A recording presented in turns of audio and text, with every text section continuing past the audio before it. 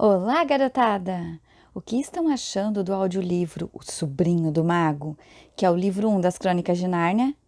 Aqui em casa nós adoramos todos os livros das Crônicas de Nárnia. As histórias são fabulosas, com exemplos de bravura, bondade, de personagens que fazem o que é certo, mesmo que seja difícil. É muito importante escutar o livro na ordem certa, para não perder nadinha. Dá uma checada se você está no capítulo correto antes de continuar, tá bom? E não esquece de dar seu like e se inscrever no canal. Vamos começar? E vamos iniciar o capítulo 8. A briga. Vamos ver se ela é mesmo uma imperatriz, gritou uma voz. Três vivas a imperatriz de Tiririca da Lagoa do Bode! Uma onda ruborizada banhou o rosto da feiticeira, que chegou a agradecer com uma leve inclinação de cabeça. Mas os vivas acabaram em explosões de gargalhadas, e ela percebeu que era tudo zombaria. Sua expressão mudou e ela passou o facão com a mão esquerda. Em seguida, sem aviso prévio, fez uma coisa terrível de se ver. Com um leve toque, como se fosse a coisa mais fácil deste mundo, estendeu o braço e arrancou uma das pesadas barras do poste da rua. Se perder os poderes mágicos em nosso mundo, não perder a força bruta. Era ainda capaz de partir uma barra de ferro como se fosse uma bisnaga de pão. Lançou para o alto sua nova arma, segurou-a na queda, brandiu no ar a pesada massa e fez o cavalo ir em frente. É a minha vez, pensou Diggory. Disparou entre o cavalo e as grades. Se o animal ficasse quieto um pouquinho, poderia agarrar o calcanhar da feiticeira. Enquanto corria, ouviu um barulho de coisa esmagada e um baque. A feiticeira havia descido a barra de ferro em cima do capacete do chefe de polícia. O homem caiu como um pino de boliche. Depressa, Diggory, temos de acabar com isso, disse uma voz a seu lado. Era a Polly, que viera correndo depois de acabar o castigo. Puxa, você! Segura em mim com força. Tem de colocar o anel, o amarelo, hein? Mas só quando eu gritar. Mais um capacete esfacelado e outro policial caindo como um pacote. A multidão berrava. Jogue ela no chão! Vamos pegar as pedras do calçamento! Chamem o exército! Mas quase todos fugiam para tão longe quanto possível. O cocheiro, no entanto, sem dúvida o mais valente e gentil entre os presentes, mantinha-se perto do cavalo, saltando para cá e para lá a fim de evitar os golpes da barra, mas sempre procurando agarrar a cabeça de Morango. A multidão apupava e rugia novamente. Uma pedra passou assoviando pela orelha de Diggory. Foi quando soou a voz da feiticeira, clara como um toque de sino, e mostrando que naquele momento, pelo menos, ela estava próxima da felicidade. Canalhas! Hão de pagar muito caro por isso quando eu tiver conquistado este mundo. Não deixarei pedra sobre pedra nessa cidade. Vou fazer como fiz com Charn, com Felinda, com Sorlois, com Bramandin. Por fim, Diggory agarrou-lhe o tornozelo. A feiticeira deu-lhe um chute de calcanhar, atingindo-lhe a boca. Com a dor, lábio cortado, a boca cheia de sangue, Diggory soltou o pé de Jades. De algum lugar próximo chegou-lhe o grito tremido de tio André. Minha senhora! Minha boa senhora! Por favor! Por favor! Comporte-se! Diggory deitou a mão outra vez no calcanhar e mais uma vez foi chutado para trás. Outros homens iam sendo atingidos pela barra de ferro. Diggory fez a terceira tentativa, segurou o calcanhar, dessa vez para valer, berrando para a Polly. Agora! Aí! Graças a Deus! As caras iradas e apavoradas sumiram. As vozes raivosas e tremidas fizeram silêncio. Menos a de tio André. Perto de Diggory, na escuridão, a voz do tio choramingava. Deve estar delirando. Só pode ser a morte. Não aguento mais. Não está direito. Nunca na minha vida quis ser feiticeiro. Foi tudo um mal-entendido. Tudo culpa da madrinha. Eu protesto. E nas minhas condições de saúde? Eu, de uma família tão tradicional. Que droga, disse Diggory. A gente não queria trazer o velho. Que atrapalhada. Puxa vida. Você está aí, Polly? Estou. Pare de empurrar. Não estou empurrando. Não teve tempo de dizer mais nada. Haviam surgido, na cálida e esverdeada luminosidade do bosque. Polly já gritava ao pisar fora do lago. Não é possível! Trouxemos também um cavalo! E até o Sr. André! E o cocheiro! Que confusão! Quando a feiticeira percebeu que se encontrava de novo no bosque, ficou muito pálida, vergando-se até sua face tocar a crina do cavalo. Estava passando mal. Tio André tremia feito vara verde, mas Morango sacudiu a cabeça e relinchou muito contente. Parecia sentir-se melhor. Era a primeira vez que Digori via o cavalo tranquilo. As orelhas, que antes estavam caídas, voltaram à posição normal. Os olhos brilharam de novo. Tá tudo bem, companheiro, disse o cocheiro, dando uns tapinhas no pescoço do cavalo. É só ter cuidado. Morango fez a coisa mais natural do mundo. Morrendo de sede, o que não era de se espantar, andou tranquilamente até o lago mais próximo para beber água. Digori ainda segurava o calcanhar da feiticeira e Polly, a mão de Digori. Uma das mãos do cocheiro pousava em Morango. A outra estava na mão de tio André, que ainda tremelicava. Rápido, disse Polly, dando um olhar inteligente para Digori. Verdes! O coitado do cavalo nem chegou a beber. O bando todo viu-se de novo mergulhado na escuridão. Morango deu um relincho. Tio André soltou um gemido. Digori exclamou. Que sorte!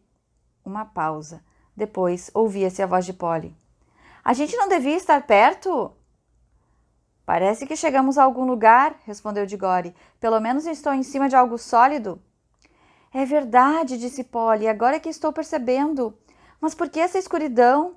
Quer dizer, será que entramos no poço errado? Talvez estejamos em Sharn, disse Digori, só que voltamos durante a noite. Aqui não é Sharn, era a voz da feiticeira. Aqui é um mundo vazio, aqui é nada. E de fato parecia mesmo nada. Não havia uma única estrela. Era tão escuro que não se enxergavam, tanto fazia ficar de olhos abertos ou fechados. Sob seus pés havia uma coisa fria e plana, que podia ser chão, mas que não era relva nem madeira. O ar era seco e frio e não havia vento. Chegou a hora do meu destino, disse a feiticeira com uma voz horrivelmente calma. Não diga isso, por favor, balbuciou tio André. Minha boa senhora, por obséquio, não diga uma coisa dessas. Cocheiro, meu amigo, por acaso não tem aí uma garrafinha?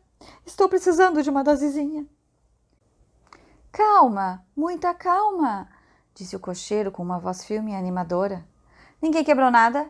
Ótimo. Só por isso devemos ficar agradecidos. Afinal, foi um tombo daqueles. Escutem, se caímos num buraco desses da construção do metrô, alguém vai aparecer e tirar a gente daqui. E se a gente morreu?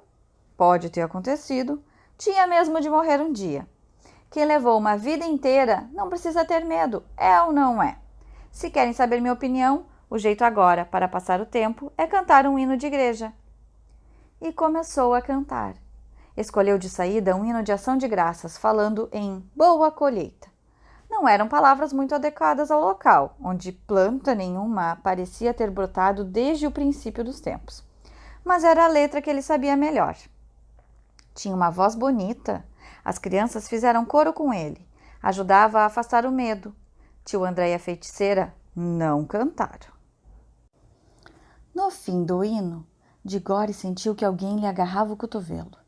Pelo cheiro de conhaque e de charuto, só podia ser tio André. Este, muito cautelosamente, puxava o sobrinho para longe dos outros. Quando estavam a uma certa distância, o velho pôs a boca tão perto da orelha do menino que fez cócegas. Agora, meu caro, pegue o anel, vamos cair fora. Mas a feiticeira tinha ouvido fino. Saltando do cavalo, gritou. Idiota! Já se esqueceu de que posso ouvir os pensamentos dos humanos? Solte o menino! Se tentar trair-me de novo, vou arranjar-lhe uma vingança de que ainda não se ouviu falar desde que os mundos são mundos.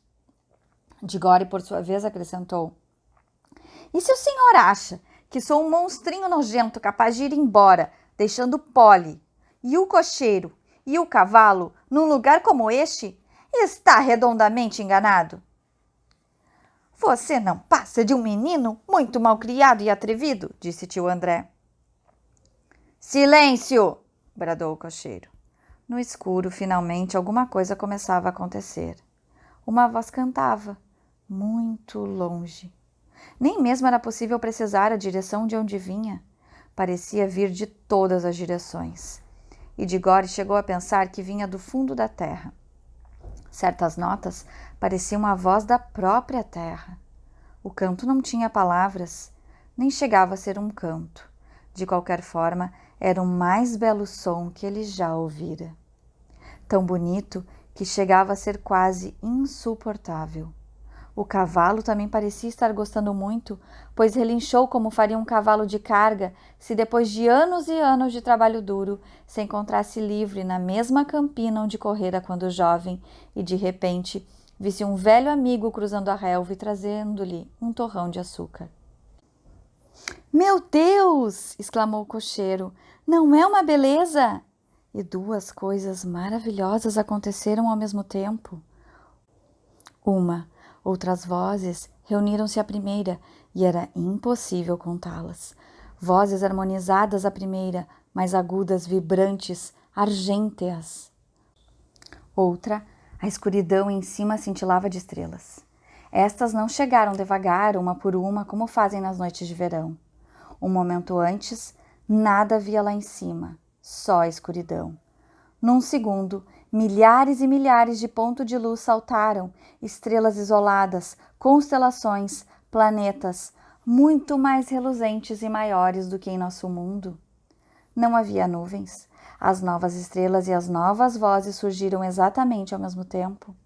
Se você tivesse visto e ouvido aquilo, tal como Diggory, teria tido a certeza de que eram as estrelas que estavam cantando e que fora a primeira voz, a voz profunda que as fizera aparecer e cantar. "Louvado seja!" disse o cocheiro.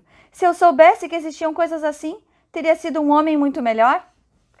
A voz na terra estava agora mais alta e triunfante, mas as vozes no céu, depois de entoar com ela por algum tempo, tornaram-se mais suaves. Longe, perto da linha do horizonte, o céu se acinzentava, movia-se uma aragem leve e refrescante. O céu, naquele ponto, tornava-se gradualmente mais pálido. Já se viam formas de colinas recortadas contra ele, e a voz continuava a cantar. A luminosidade agora já era suficiente para que se vissem. O cocheiro e as crianças estavam de boca aberta e olhos acesos. Bebiam o som que parecia lembrar-lhes alguma coisa. Também a boca de tio André estava aberta, mas não de júbilo. Parecia mais que o queixo dele tinha se separado do resto do rosto. Seus ombros estavam caídos e os joelhos tremiam. Não estava gostando da voz. Se houvesse ali um buraco de rato, já teria sumido por ele.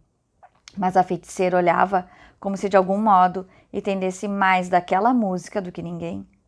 De boca fechada, lábios contraídos, punhos cerrados, desde que a canção começara, sentia que aquele mundo se enchia de uma magia diferente da sua e mais forte.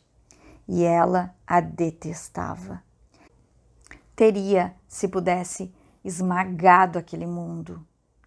Todos os mundos, só para interromper o canto.